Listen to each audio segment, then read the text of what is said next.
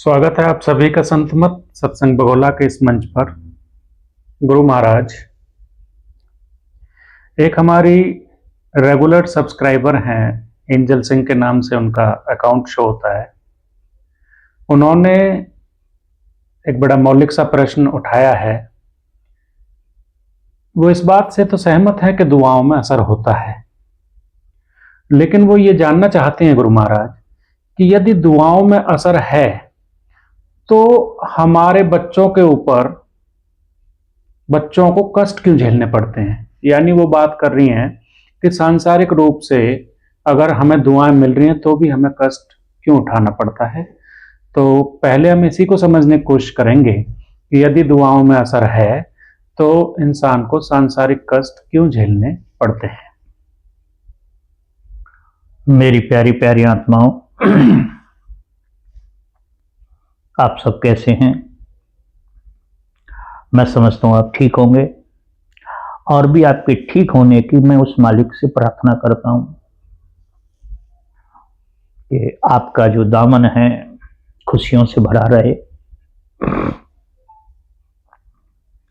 आज एक अंजल सिंह हैं, एड्रेस तो उनका नहीं मालूम है, वो कहाँ से प्रश्न भेजा उन्होंने, पर उनका जो प्रश्न जो मैं समझा हूं किसी हमारे उसमें आया होगा कि दुआओं में यदि असर होता है तो उसके बावजूद भी हमारे बेटी बेटों पर उसका प्रभाव क्यों नहीं पड़ता, हमारे बेटी बेटे ठीक क्यों नहीं होते। तो मैं शॉर्ट में थोड़ा सा इसको कहूंगा कि हम इस बात को समझ नहीं पा रहे। हम यदि इस पूरी क्रिया को समझ जाएं तो फिर हमारे ये जो संशय है वो समाप्त हो जाएंगे। जो दुआओं का असर है, कब मांग रहे हैं आप? किसी से भी, किसी संत से, महापुरुष से, किसी पीर से, फकीर से, किसी भगवान से झोली फैला के दुआ मांग रहे हैं, पर वो दुआ कब मांग रहे हैं आप? जब वो घटना आपके साथ घटित हो गई है। घटना आपके साथ घटित हो गई है। दूसरी बात, आप मांग किसके लिए रहे हैं? अपने बेटे बेटियों के लिए। तो हम इसे मोह भी कह सकते हैं और इसे हम स्वार्थ भी कह सकते हैं। स्वार्थों के लिए, मोह के लिए दुआएं कभी काम नहीं करती हैं।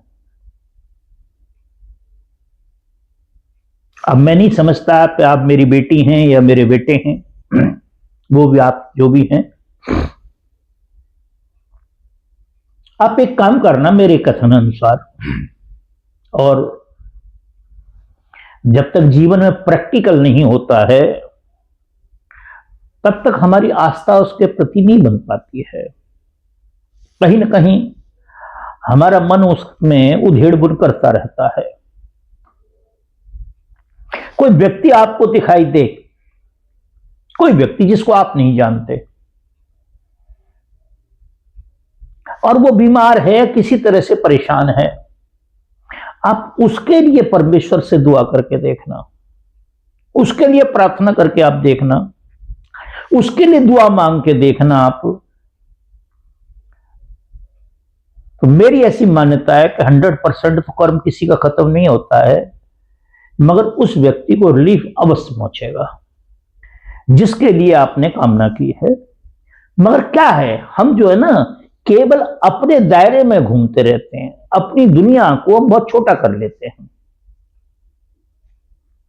अब हम उसे छोटा कर लेते हैं, क्यों कर लेते हैं? लालचवश।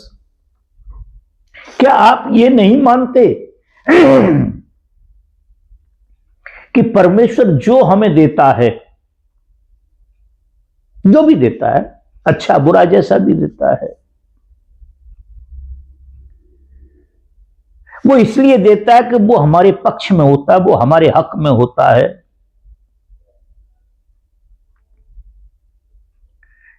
एक बच्चे के जंघा के अंदर एक फोड़ा हो जाता है, एक बच्चे की जंघा के अंदर, बाजू के अंदर, बॉडी में कहीं भी एक फोड़ा हो जाता है और फोड़ा बड़ा परेशान करता है। अब तो काफी तरह के इलाज आ गए हैं, पता भी नहीं लगता है, मगर हम जब छोटे छोटे थे तो डॉक्टर के पास उस बच्चे को जब लेके जाते थे तो कहता है मैं इसका ऑपरेशन तो कर दूंगा मगर आपको कस के पकड़ना पड़ेगा इस बच्चे को।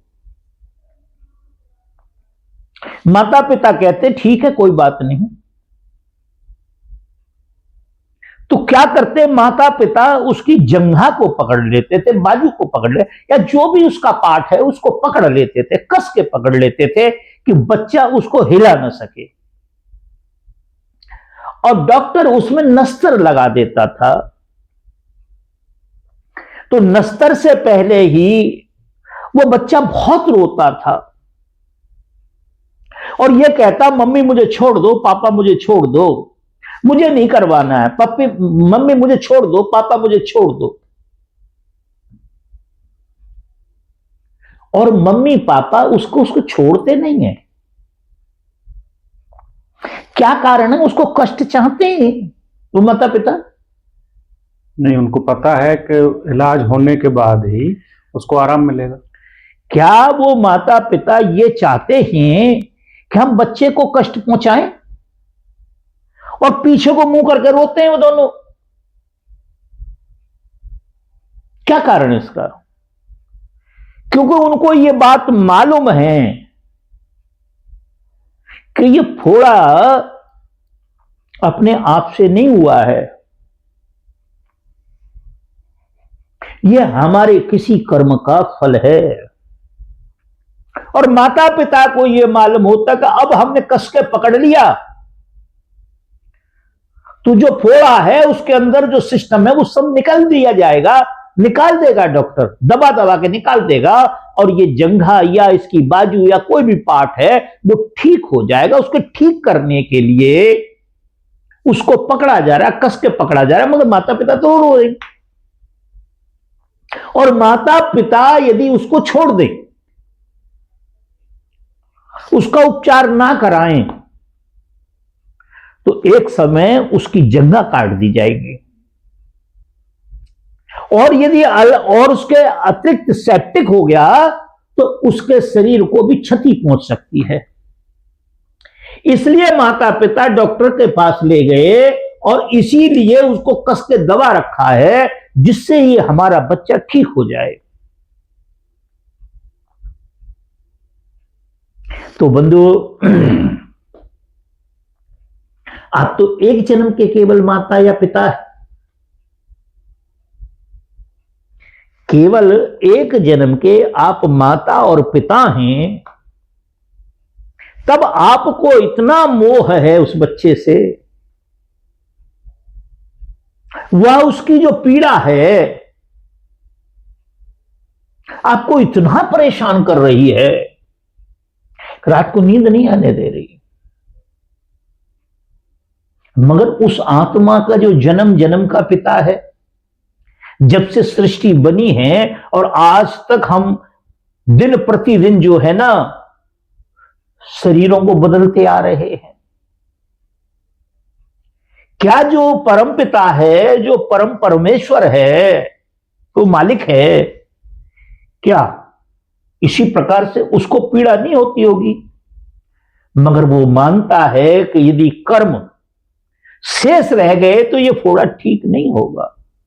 चलो आज ठीक हो जाएगा, अगले जन्म में फिर बन जाएगा वो तो। इसलिए परमेश्वर जो कुछ भेजता है हमारे सामने वो सब अच्छा होता है। डॉक्टर उतनी ही डोज देता है हमको जिसको हमारी बॉडी बर्दाश्त कर सकती है। यदि वो हमारी बॉडी को क्षति पहुंच जाए और वो डोज अधिक दे दे तो हमारे शरीर को क्षति पहुंच जाएगी, तो क्या लाभ रहा उस डॉक्टर का? इसी प्रकार से वो परमेश्वर है, उतनी डोज देता है उतना ही कष्ट देता है। थोड़ा सा विचार करें, क्या हम किसी की हत्या करने में कहीं थोड़ी सी भी देरी लगाते हैं? क्या हम थोड़ा भी समय देते हैं उसको? किसी भी पशु का वध करने के लिए, किसी भी पशु का वध करने के लिए हम उसके पीछे गंडासा लेके भाग लेते हैं और वो भी भागता है अपने प्राण बचाने के लिए। हम भागते हैं तो हम चिल्लाने लगते हैं, हम किसी से हेल्प मांगते हैं, वो तो मुंह से बोल भी नहीं पाते हैं, तो हेल्प भी नहीं मांग पाते हैं और उसकी हत्या कर देते हैं। आज हम दुनिया भर की बेईमानी करके मर जाते हैं, शरीर छोड़ देते हैं। क्या आपने विचार किया कि क्या वो परमेश्वर जो है कर्म के विधान को चेंज कर दे? आज ये आत्मा इतने अपार कष्ट करके वो मतलब अपराध करके जा रही है। मान लीजिए छोटी सी बात है, किसी ने मर्डर कर दिया, किसी ने कोई कार्य कर दिया, FIR हुई, पुलिस आ गई पकड़ने के लिए। अब हम राष्ट्रपति से कहें कि हमारे बच्चे को छुड़ा दें आप, क्या राष्ट्रपति हेल्प कर पाएगा हमारी? नहीं कर पाएगा। क्यों? कि वह संविधान की रक्षा के लिए बैठा है, वहां पे कानून की रक्षा के लिए बैठा है, कानून को लागू कराने के लिए बैठा है, इस सिस्टम को पूरे को संयमित चलाने के लिए वो बैठा है। इसी प्रकार से परमेश्वर है, राम किसी को नहीं मारे, हत्यारे नहीं राम, खुद ही नर मर जाते कर कर खोटे काम। तो हम जब अपने आप को उसमें इन्वॉल्व कर लेते हैं, अपने बच्चों को, तो हमारी मांगी हुई दुआएं काम नहीं करती हैं। अब दूसरों के लिए करें। तुलसीदास जी एक बड़ा सुंदर सा चित्रण करते हैं। वैसे तो लोग विवाद में पड़े हुए हैं, मगर मेरी ऐसी मान्यता है कि उनके प्रश्नों का उत्तर किसी के पास नहीं है, क्योंकि संत आध्यात्मिक से बोलते हैं, हम संसारिक तरीके से उससे विचार करते हैं।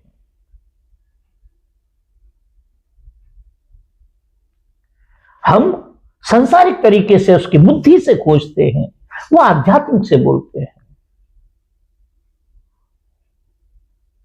तो कहते हैं कि परहित सरिस धर्म नहीं भाई, परहित परोपकार, उपकार कहते ना, परोपकार, परोपकार का अर्थ है दूसरों के लिए। सुंदर सा वो है कि परहित सरिस धर्म नहीं भाई, परहित जैसा संसार में कोई धर्म नहीं है, कोई दया नहीं है।